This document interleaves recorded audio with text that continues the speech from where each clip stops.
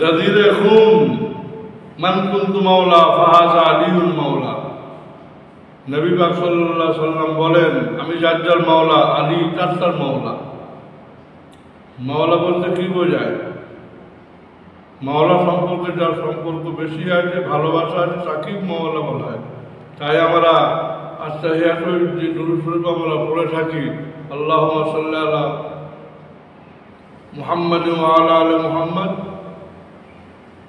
কামা সাল্লাইতা আলা ইব্রাহিম ওয়া আলা আলি ইব্রাহিম ইন্নাকা হামিদুম মাজিদ। আমরা যে দুরূদ শরীফ পড়ি, আল্লাহুম্মা সাল্লি আলা সাইয়্যিদিনা মাওলানা মুহাম্মদ। এই মাওলা, এখানে মাওলা এসে গেছে। এই মাওলা মানে মাওলার সঙ্গে সম্পর্ক যার ভালো আছে, মাওলাকে বেশি যে চেনে, তিনি হচ্ছেন নবী মুহাম্মদ রাসূলুল্লাহ সাল্লাল্লাহু আলাইহি ওয়াসাল্লাম। ইনি হচ্ছেন মাওলা আনা মুহাম্মদ। পৃথিবীতে যত মাওলানা আছে, এরা মাওলানা নয়, এরা খেতাবি মাওলানা। আর এ মাওলানা হচ্ছে আল্লাহ পাককে সবথেকে বেশি যে চেনে, তিনি হচ্ছেন মাওলা আনা মুহাম্মদ সাল্লাল্লাহু আলাইহি ওয়াসাল্লাম। وقال النبي صلى الله عليه وسلم هذا من سب عليا فقد سبني। আমার আলীকে যারা ভালোবাসলো, আমি নবীকে ভালোবাসলো।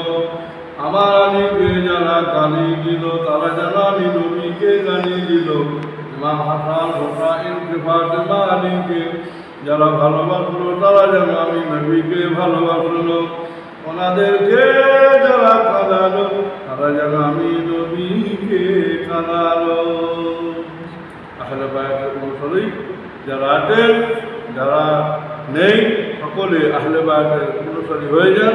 আহলে বায়াতের অনুসারী যদি না হন, কোনো আমলই আল্লাহ পাকের দরবারে কবুল হবে না। আখির দাওয়ানা আনিল হামদুলিল্লাহি রাব্বিল আলামিন।